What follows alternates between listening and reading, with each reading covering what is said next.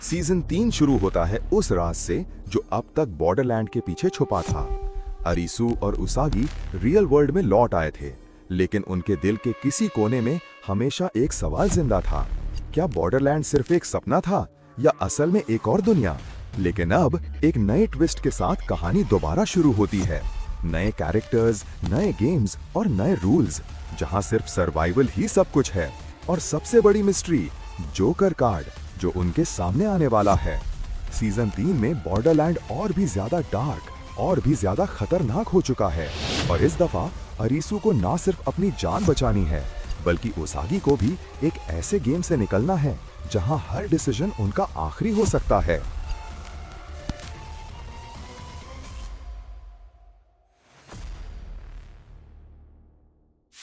Episode 1 की शुरुआत होती है एक शांत लेकिन अजीब से एटमॉस्फेयर से। कैमरा धीरे धीरे जूम करता है और हम देखते हैं अरिसु को। अब वो रियल वर्ल्ड में अपनी नॉर्मल जिंदगी जी रहा है। ऊपर से सब ठीक लगता है, लेकिन उसके चेहरे पर एक ऐसी खामोशी और बोझ है जो दिखाता है कि अंदर ही अंदर कुछ अधूरा है। सीन शिफ्ट होता है एक इंटरव्यू रूम में। मीटियोराइट क्रैश के बाद सर्वाइवर्स से एक रिसर्च टीम सवाल कर रही होती है। यहाँ इंट्रोड्यूस होता है एक नया और important character, professor ryuji Matsuyama. ये एक रिसर्चर है जो स्पेशली इंटरेस्टेड है उन लोगों में जिन्हें सपनों या हैलुसिनेशंस में बॉर्डरलैंड नजर आता है। उसके सवालों से क्लियर होता है कि वो बॉर्डरलैंड को एक साइकोलॉजिकल डिसऑर्डर नहीं, बल्कि एक असल जगह मानता है। अरिसु इस इंटरव्यू में बैठा है, लेकिन वो इन सवालों से अनकंफर्टेबल हो जाता है। उसके चेहरे से लगता है कि वो कुछ छुपाने की कोशिश कर रहा है। उसके बाद हमें अरिसु और उसागी नजर आते हैं। दोनों एक दूसरे के साथ हैं। जिंदगी बिल्कुल नॉर्मल चलती दिखाई देती है, लेकिन उन दोनों के बीच एक अजीब सा खालीपन है। कभी हंसी, कभी रोमांस, लेकिन हर वक्त लगता है कि उनके दिल के किसी कोने में एक बोझ है जो वो खुद समझ नहीं पा रहे। अरिसु उसागी को देखता है और सोचता है, क्या बॉर्डरलैंड सिर्फ एक सपना था या असल में कुछ ज्यादा गहरा? उसागी के एक्सप्रेशन से भी लगता है कि उसके अंदर कुछ दबा हुआ है जो उसे चैन नहीं लेने देता। इस वक्त स्टोरी ryuji की तरफ मुड़ती है। उसको एक मिस्टीरियस सेमिनार का बुलावा मिलता है। ryuji क्यूरियोसिटी के चलते इस इवेंट में चला जाता है। यहाँ पर असल में एक डेडली गेम चल रहा होता है। प्लेयर्स एक कार्ड गेम में बैठे होते हैं। रूल सिंपल लेकिन खौफनाक हैं। जिसके पास जोकर कार्ड रह जाए वो एलिमिनेट हो जाता है। टेंशन बढ़ जाती है। हर प्लेयर दूसरे को बेवकूफ बनाने की कोशिश करता है। कार्ड्स पास होते हैं, लोग एक दूसरे को ब्लफ करते हैं और बैकग्राउंड में सिर्फ क्लॉक की टिकिंग और उनकी हैवी ब्रीदिंग सुनाई देती है। आखिर में ryuji अपनी चालाक सोच से गेम जीत जाता है और तभी एक पुराना चेहरा सामने आता है। बंदा, वही रूथलेस और मैनिपुलेटिव कैरेक्टर जो पहले भी बॉर्डरलैंड का हिस्सा था। उसका स्माइल ही बता देता है कि अब खेल और भी खतरनाक होने वाला है। इधर उसागी की कहानी चलती है।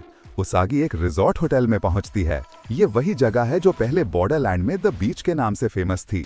जैसे ही उसागी होटल के अंदर घुसती है, उसके जहन में पुरानी यादें फ्लैशबैक की तरह चलने लगती हैं। विच हंट वाली रात, दोस्त और दुश्मन, खून और धोखा, सब उसकी आंखों के सामने आ जाता है। ये सीन उसके लिए इमोशनली ब्रेकडाउन जैसा है। उसागी के चेहरे पर डर, कंफ्यूजन और उदासी सब साथ साथ नजर आते हैं। दूसरी तरफ अरिसु उसागी को ढूंढने लगता है। उसे शक होता है कि कुछ तो गड़बड़ है। जब वो सीसीटीवी फुटेज चेक करता है तो एक शॉकिंग चीज सामने आती है। फुटेज में क्लियरली दिखाई देता है कि उसागी ने ryuji से मुलाकात की थी उसी होटल में। अरिसु के लिए ये एक बड़ा झटका होता है। अब उसके दिमाग में सिर्फ एक सवाल है, क्या उसागी दोबारा बॉर्डरलैंड के जाल में फंस चुकी है? थोड़ी देर बाद अरिसु का सामना होता है बंदा से। बंदा हमेशा की तरह काम और क्रीपी अंदाज में उसके सामने आता है। उसके हाथ में एक जोकर कार्ड होता है। वो अरिसु के सामने कार्ड रखकर कहता है, गेम्स दोबारा शुरू हो चुके हैं और इस दफा तेरी उसागी भी इन्हीं गेम्स का हिस्सा है। अरिसु की रूह तक कांप उठती है। उसकी आंखों में डर और गुस्से का मिक्स होता है। उसे समझ आ जाता है कि अब चॉइस का कोई ऑप्शन नहीं। अगर उसागी को बचाना है तो उसे दोबारा बॉर्डरलैंड में जाना होगा। और फिर शुरू होता है एपिसोड का सबसे इंटेंस सीक्वेंस। अरिसु एक डेंजरस फैसला लेता है। वो एक मेडिकल सेटअप अरेंज करता है और अपने आप को एक इंजेक्शन देता है जो उसका दिल रोक देता है। बेसिकली वो अपने आप को कार्डियक अरेस्ट में डाल देता है। सीन डार्क और हैवी है। अरिसु की सांस रुक जाती है, आंखें पलट जाती हैं और स्क्रीन पर सिर्फ एक हॉन्टिंग साइलेंस छा जाता है। ये क्लियरली उसकी जान को दांव पर लगाना था, सिर्फ इसलिए ताकि वो उसागी तक पहुंच सके। अगला शॉट बॉर्डरलैंड का है। अरीसू आंख खोलता है और उसे समझ आ जाता है कि वो फिर से उसी खौफनाक दुनिया में वापस आ गया है। पुराना शहर, खाली सड़कें, हवा में एक अजीब सी खामोशी, सब वापस आ जाता है। वो चलकर एक श्राइन तक जाता है जहां नए प्लेयर्स की रजिस्ट्रेशन चल रही होती है। लेकिन जैसे ही वो पहुंचता है, लाउडस्पीकर से एक ठंडी और रोबोटिक आवाज गूंजती है, registration closed, let the game begin. Arisu स्टंट खड़ा रह जाता है। उसके सामने अब एक नया डेडली गेम शुरू होने वाला है। उसके चेहरे पर शॉक और डिटर्मिनेशन दोनों नजर आते हैं। एपिसोड इसी खतरनाक क्लिफ हैंगर पर खत्म हो जाता है। एपिसोड 2 की शुरुआत होती है। अरीसू अब बॉर्डरलैंड में वापस आ चुका है और उसके सामने नए प्लेयर्स की भीड़ जमा है। आसमान में एक अजीब सी खामोशी है, सिर्फ लाउडस्पीकर की रोबोटिक आवाज गूंजती है। Welcome to the game, sacred fortunes. सब प्लेयर्स एक दूसरे की तरफ डर और कंफ्यूजन के साथ देखते हैं। श्राइन के अंदर एक ऑल्टर पर 3 बड़े स्क्रॉल्स रखे होते हैं, ग्रेट ब्लेसिंग, मिडिल ब्लेसिंग और स्मॉल ब्लेसिंग।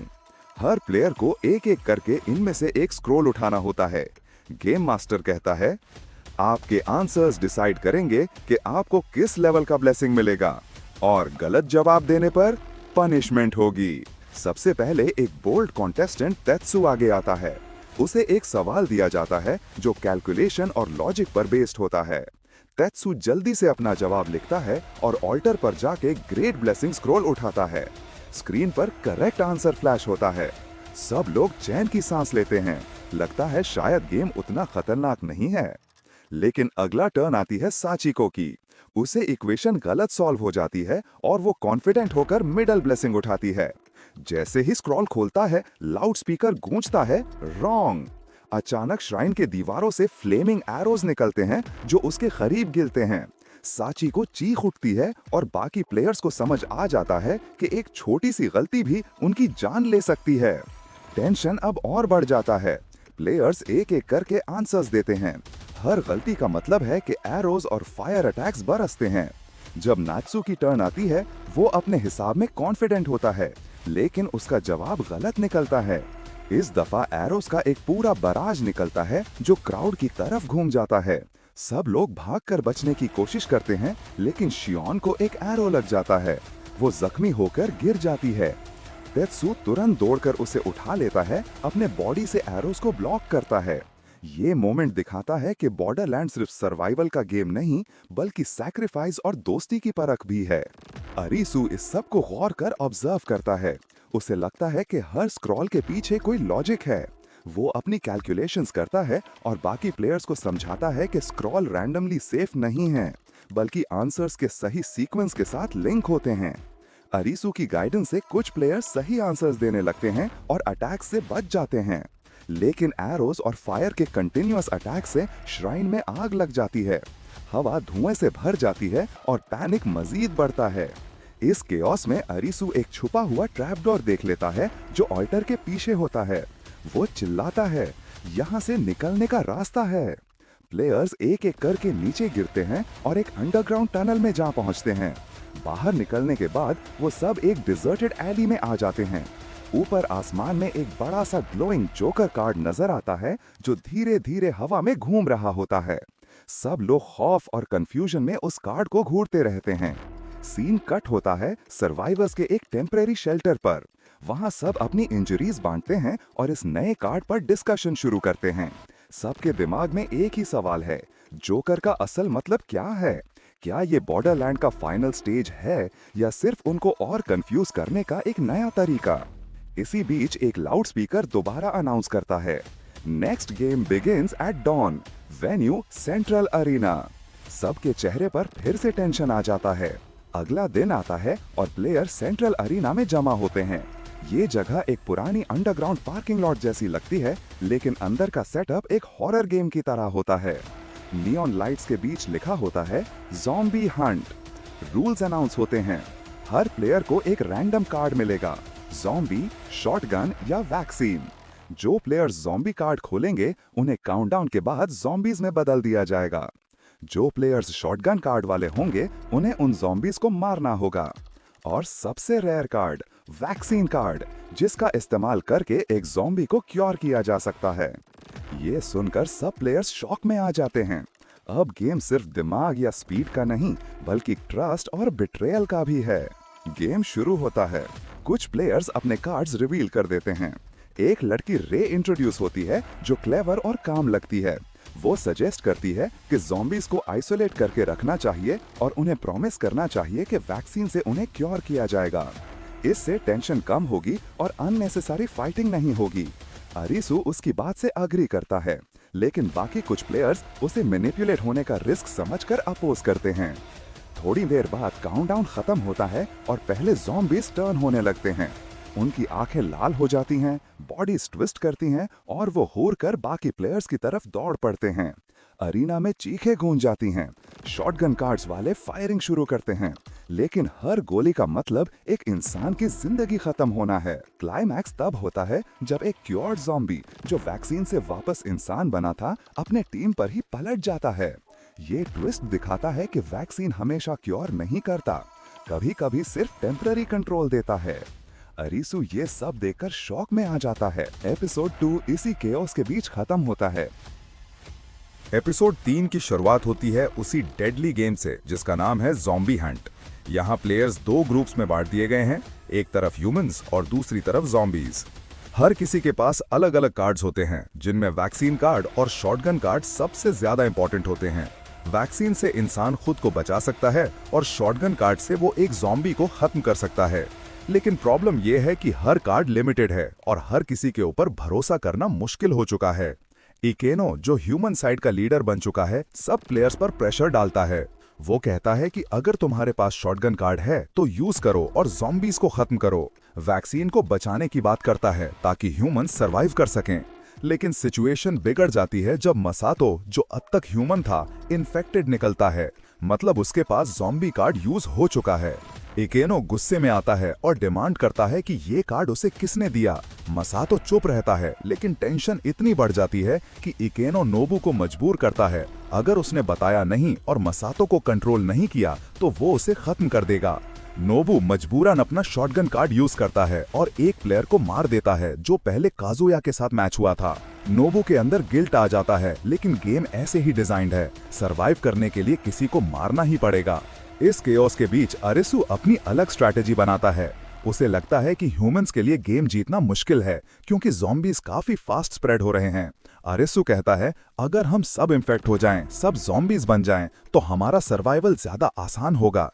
ये प्लान पहले सबको क्रेजी लगता है, लेकिन सिचुएशन ऐसी है कि लोग सोचने पर मजबूर हो जाते हैं। अरिसू मैच होता है रेई के साथ।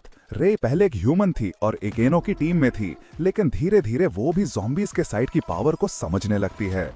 अरिसू यूज कन्विंस करता है कि अगर तुम अभी भी ह्यूमन साइड में रही तो जल्दी या देर से मर जाओगी। ज़ॉम्बीज बनने से कम एक चांस तो मिलेगा जीने का। रेई दिखाती है कि वो अब भी ह्यूमन है, लेकिन अंदर ही अंदर वो बदल रही होती है। उसका ट्रस्ट इकेनो से उठ जाता है और वो अपनी लॉयल्टी अरिसू की तरफ शिफ्ट कर लेती है। दूसरी तरफ नोबू अपना जर्नी कंटिन्यू करता है। उसके अंदर गिल्ट भी है और सर्वाइवल का जज्बा भी। वो अलग अलग मैचेस में लड़ता है, वैक्सीन कार्ड्स कलेक्ट करने की कोशिश करता है। एक वक्त आता है जब उसका सामना काजुया से होता है। काजुया अग्रेसिव होता है, लेकिन नोबू अपना ज़ॉम्बी कार्ड यूज करके उसे हरा देता है। नोबू कहता है, अगर हम सब ज़ॉम्बीज बन गए तो कोई हमें हरा नहीं पाएगा। ये लाइन एक तरह से उसके प्लान को कंफर्म करती है, जो अरिसू के सोच से मिलती है। गेम अपने फाइनल फेज में पहुंचता है। स्क्रीन पर स्कोर बोर्ड दिखाता है, ज़ॉम्बीज 32 हो चुके हैं और ह्यूमन सिर्फ 13 बचे हैं। मतलब अब जीत का बैलेंस पूरा ज़ॉम्बीज के साइड है। ह्यूमन साइड धड़ाम से गिर जाती है और उनके पास कोई ऑप्शन नहीं बचा। ज़ॉम्बीज की जीत डिक्लेयर कर दी जाती है। सब के सब थके हुए हैं, लेकिन अरिसू और नोबू के प्लान की वजह से वो लोग अलाइव बचे हैं। अब एक नया सवाल खड़ा होता है, अब ज़ॉम्बीज की टीम में किसको ट्रस्ट करना चाहिए। यहीं पे रेई का डिसीजन इंपॉर्टेंट बन जाता है। सब डिसाइड करते हैं कि अब वो रेई को भी अपने साथ ले जाएंगे। उसके अंदर सर्वाइवल की फायर अब ज्यादा स्ट्रांग है और उसकी लॉयल्टी अब ह्यूमन से ज़ॉम्बीज के साइड शिफ्ट हो गई है। एपिसोड का एंड एक डार्क और डिस्टर्बिंग नोट पर होता है। गेम के शुरू होने से पहले सबको लगता था कि ज़ॉम्बी सिर्फ एक थ्रेट हैं, लेकिन अब ये क्लियर है कि जीने के लिए कभी कभी खुद को भी मॉन्स्टर बनना पड़ता है। अरिसू का प्लान सक्सेसफुल हो जाता है। यहाँ रिवील होता है कि उसागी बॉर्डरलैंड में कैसे आई थी। रियल दुनिया में वो अपनी जिंदगी जी रही होती है, लेकिन उसे समझ ही नहीं आता कब उसका रास्ता बदल गया। रूजी मात्सुयामा उसे एक ऐसे ट्रैप में फंसा लेता है जहां से वापस आना मुमकिन नहीं। रूजी अपने बनाए हुए तरीके से उसागी को इस डेडली वर्ल्ड में खींच लेता है। उसागी आंख खोलती है और खुद को एक बिल्कुल अजीब जगह पर पाती है। थोड़ी ही देर बाद उसागी को समझ आ जाता है कि वो यहाँ सिर्फ गेस्ट बनकर नहीं आई, ये एक गेम वर्ल्ड है।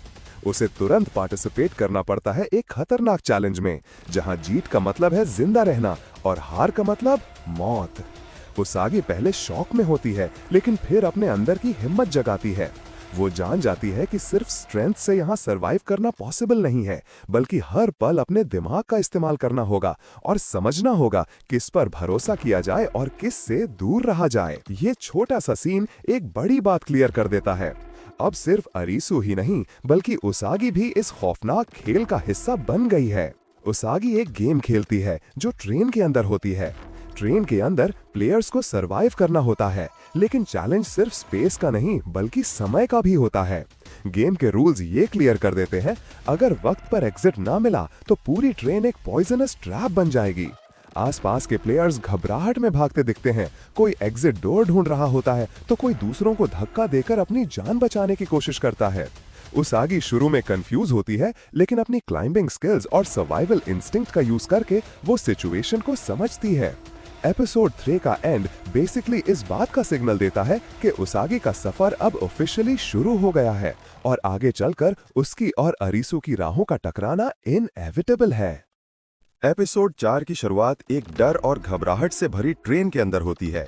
प्लेयर्स समझ नहीं पा रहे कि बचने का रास्ता कहां है। हर तरफ धुआं और क्लैंगिंग आवाजें सुनाई देती हैं, जिससे लगता है ट्रेन किसी भी वक्त क्रैश कर जाएगी। गेम के रूल्स सिंपल लेकिन डेडली होते हैं।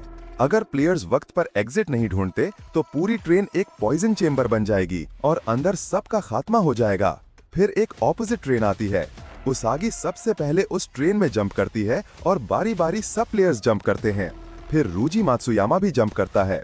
जैसे ही रूजी मात्सुयामा गिरने लगता है, उसागी उसे पकड़ लेती है। इतने में एक और ट्रेन आती है। उसागी को आरिसू नजर आता है। दोनों एक दूसरे को देखते हैं और उसागी उसे कहती है, जल्दी से इस ट्रेन पर आओ। दोनों एक दूसरे को हाथ देते हैं, लेकिन रूजी मात्सुयामा उसागी को पीछे से पकड़ लेता है। इतने में आरिसू को पता चलता है कि उसकी ट्रेन क्रैश होने वाली है।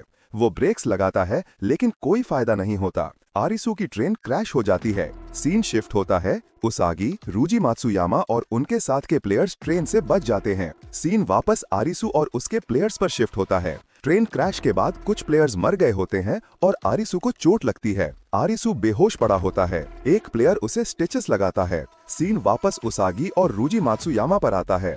रूजी मात्सुयामा अपनी स्टोरी सुनाता है। वो कहता है, मैंने अपनी लाइन क्रॉस कर दी थी जो नहीं करनी चाहिए थी। मुझे आज भी नींद नहीं आती। फिर रूजी मात्सुयामा का फ्लैशबैक दिखाया जाता है। उसकी एक स्टूडेंट यानो उससे कहती है, मैंने आपका आर्टिकल पढ़ा है आफ्टर लाइफ के बारे में। मुझे लगता है कोई लैंड है जहां डेड पीपल जाते हैं। मुझे वो एक्सपीरियंस करना है। एक दिन आप प्रूव करोगे कि लैंड ऑफ डेड एक हकीकत है। मात्सुयामा कहता है, इसको प्रूव करने का एक ही रास्ता है। यानो पूछती है, वो क्या? मात्सुयामा कहता है, तुम्हें अपनी मौत के करीब जाना होगा, जैसे कोमा में। फिर यानो उसे बहुत इंसिस्ट करती है कि मुझे लैंड ऑफ डेड का एक्सपीरियंस करना है। मात्सुयामा उसे इंजेक्शन देता है और यानो मर जाती है। मीडिया में खबर आती है कि यानो ने ड्रग ओवरडोज के साथ एक्सपेरिमेंट किया था और उसकी मौत हो गई है। प्रोफेसर मात्सुयामा पर यह चार्ज लगता है कि यानो की मौत उन्हीं के एक्सपेरिमेंट की वजह से हुई है। मात्सुयामा का एक्सीडेंट होता है और लोगों को लगता है कि मात्सुयामा ने सुसाइड किया है लैंड ऑफ डेड को देखने के लिए। सीन फिर प्रेजेंट में आता है और उसागी मात्सुयामा से कहती है, हम अपनी दुनिया में वापस जाएंगे। दूसरी तरफ आरिसू को होश आता है। वो प्लेयर्स से कहता है, तुम लोग गेम खेलो, मैं नहीं आ सकता। सब कहते हैं, हम तुम्हें छोड़कर नहीं जाएंगे, तुमने हम सब की जान बचाई है। फिर सेमीफाइनल गेम शुरू होती है, जिसका नाम है टोक्यो बिंगो टावर। जो प्लेयर्स अभी तक बचे हैं वो फाइनल गेम खेलेंगे। हर एक के पास एक बिंगो कार्ड होता है जिसमें नंबर्स लिखे होते हैं। नंबर्स को मार्क करने के लिए टावर के अंदर अलग अलग जगह पर बजर्स लगाए गए हैं। जब भी कोई बजर प्रेस किया जाता है, उस बजर का नंबर सब प्लेयर्स के कार्ड्स पर मार्क हो जाता है। गेम का गोल सिंपल लगता है, किसी भी एक लाइन को कंप्लीट करना, चाहे हॉरिजॉन्टल हो, वर्टिकल या डायगोनल। लेकिन ट्विस्ट ये है कि जब भी कोई बजर प्रेस करता है, तुरंत टावर के अंदर एक नया डेंजर एक्टिवेट हो जाता है। बड़े बड़े मेटल बॉल्स ऊपर से गिरते हैं और सीधा उन जगहों पर रोल करते हैं जहां प्लेयर्स खड़े होते हैं। मतलब हर बार बजर प्रेस करना अपनी जान रिस्क पर लगाने के बराबर है। टावर की सबसे बड़ी चैलेंज उसके टॉप पर है। वहाँ एक स्पेशल फ्री बजर लगा है जो सेंटर स्पेस की तरह काम करता है। बिंगो कार्ड कंप्लीट करने के लिए इस बजर को प्रेस करना जरूरी है। प्रॉब्लम यह है कि ऊपर तक पहुंचना आसान नहीं, गिरने का खतरा बढ़ जाता है और कोई भी नीचे गिरा तो सीधा गेम ओवर। इस स्टेज पर टीम वर्क बहुत इंपॉर्टेंट बन जाता है। कुछ प्लेयर स्ट्रैटेजी बनाते हैं कि कौन सा बजर पहले प्रेस करेगा और कौन डिस्ट्रैक्ट करेगा ऑब्स्टिकल्स को। जैसे ही कोई बजर एक्टिवेट होता है, टावर के अंदर एक धमाका होता है और ऊपर से आयरन बॉल्स गिरती हैं। प्लेयर्स को अपनी स्पीड और बैलेंस दोनों कंट्रोल करना पड़ता है ताकि वो नीचे ना गिरें। सबसे ज्यादा फायदा होता है उसागी को, क्योंकि वो माउंटेन क्लाइंबर है। उसके लिए हाई प्लेसेस पर चढ़ना और बैलेंस मेंटेन करना कंपैरेटिवली इजी होता है। जब बाकी लोग स्ट्रगल कर रहे होते हैं, उसागी अपना करेज दिखाती है और सीधा टावर के टॉप की तरफ क्लाइंब करती है। रिस्क बहुत ज्यादा होता है। फ्री बजर प्रेस कर देती है। जिस वक्त बजर एक्टिवेट होता है, कार्ड्स पर सेंट्रल स्पेस मार्क हो जाता है और लाइन कंप्लीट हो जाती है। गेम के रूल्स के हिसाब से लाइन कंप्लीट होते ही राउंड क्लियर हो जाता है। दूसरी तरफ अरीसू की गेम स्टार्ट होती है। गेम का नाम है kick the can. Total 10 cans हैं और रूल ये है कि टाइम खत्म होने से पहले सब कैन्स को बेस पर वापस रखना होगा। हर कैन के अंदर बॉम्ब होता है और जैसे ही कोई प्लेयर कैन उठाता है, उस पर 60 सेकंड्स का टाइमर स्टार्ट हो जाता है। मतलब 1 मिनट के अंदर अंदर वो कैन बेस तक पहुंचना जरूरी है। अगर बीच में कैन किसी और प्लेयर को दे दिया जाए तो टाइमर दोबारा रीसेट होकर 60 सेकंड से रीस्टार्ट हो जाता है। गेम के शुरू होते ही एक प्लेयर अपना कैन टाइम पर बेस पर नहीं रख पाता और उस कैन का ब्लास्ट हो जाता है। अब बची होती हैं सिर्फ 9 कैन्स। अरीसू जल्दी समझ जाता है कि इस गेम में सिर्फ स्पीड काम नहीं आएगी, असली चैलेंज है प्लानिंग और कोऑर्डिनेशन। वो सभी प्लेयर्स को ऑर्गेनाइज करने की कोशिश करता है, लेकिन सब अपनी जान बचाने में लगे होते हैं। कोई भी दूसरे पर ट्रस्ट करने को रेडी नहीं होता। यही गेम का सबसे बड़ा साइकोलॉजिकल ट्रैप था, टीम वर्क का टेस्ट, लेकिन ऐसे लोगों के साथ जो एक दूसरे को बेरली जानते हैं। जब कुछ प्लेयर्स अपने मर्जी से कैन्स उठाने लगते हैं तो सिचुएशन और ज्यादा मैसी हो जाती है।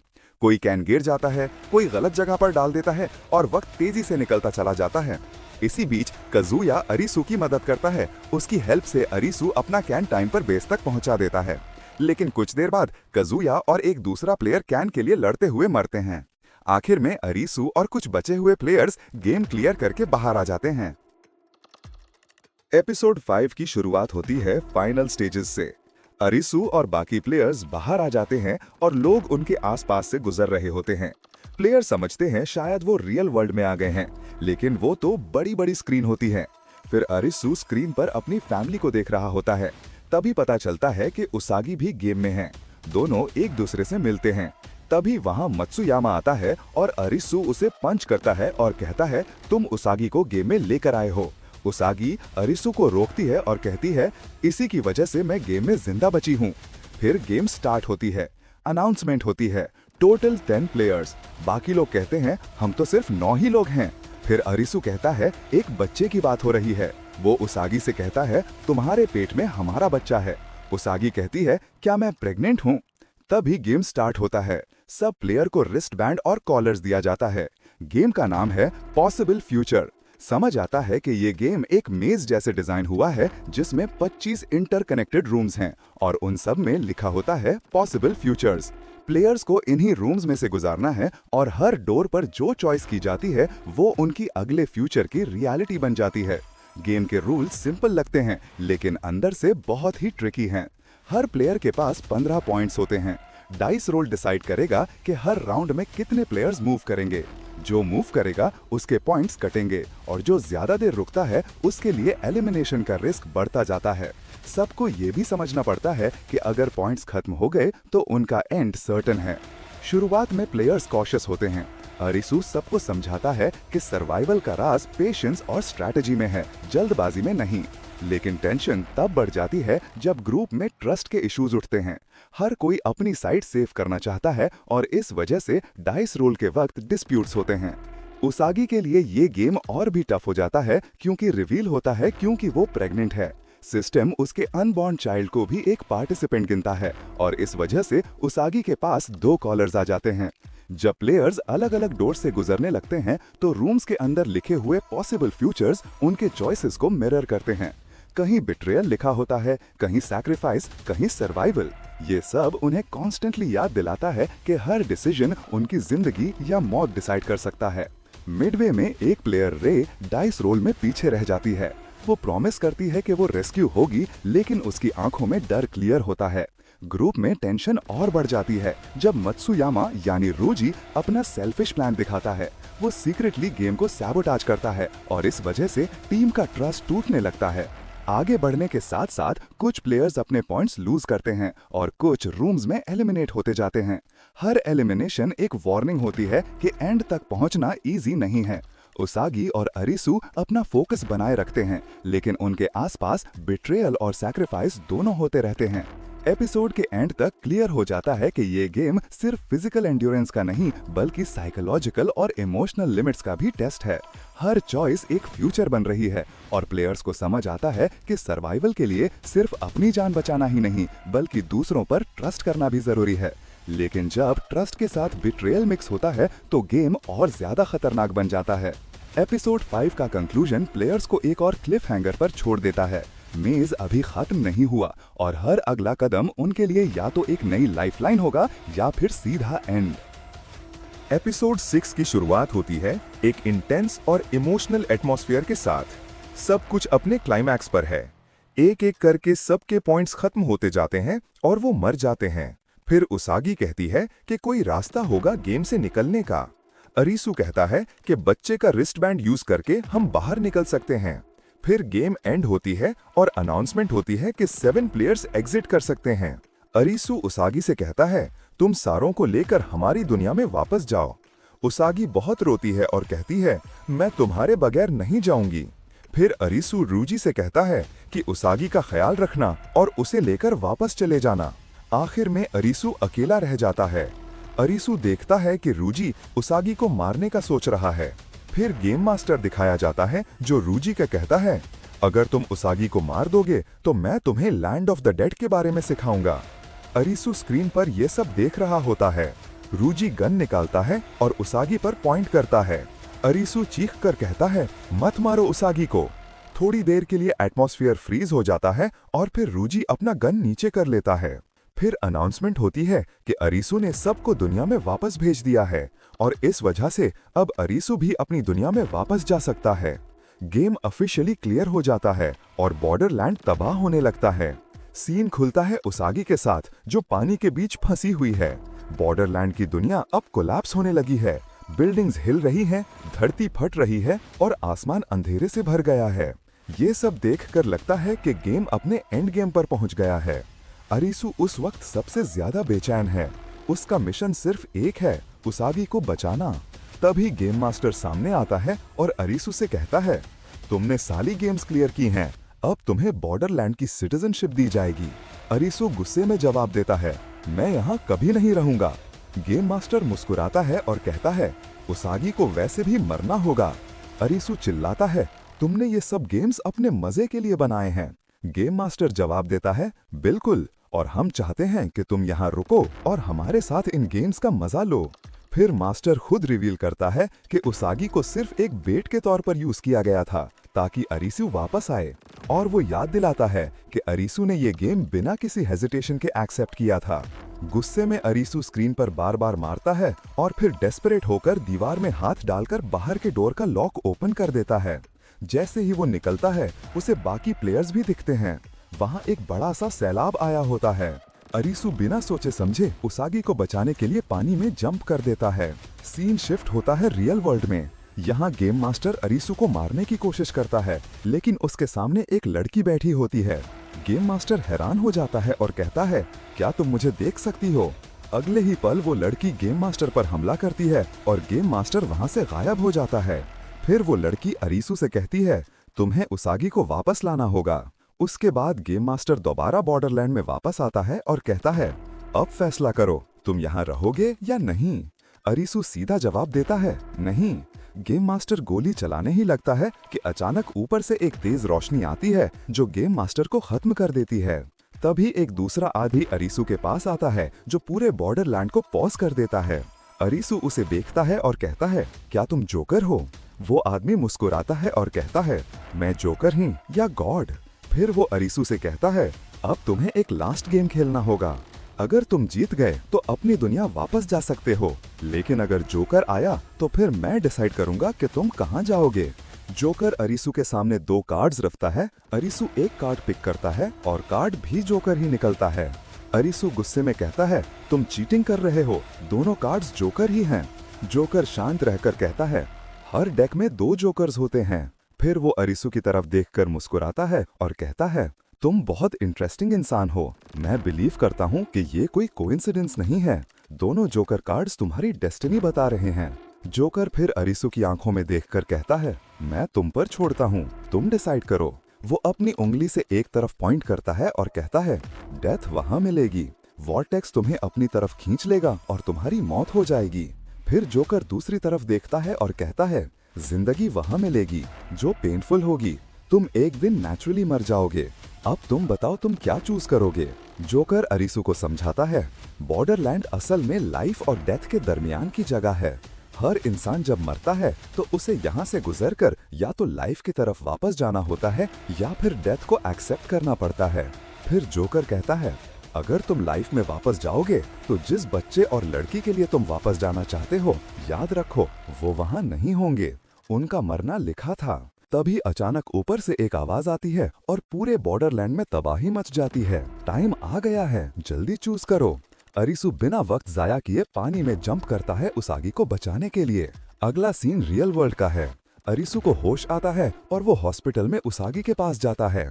उसागी भी होश में आ जाती है, लेकिन ryuji की डेथ हो चुकी होती है। इसी वक्त रियल वर्ल्ड में एक बड़ा अर्थक्वेक आता है और सीजन का एंड होता है एक वेट्रेस के बैच पर लिखे हुए नाम से एलिस।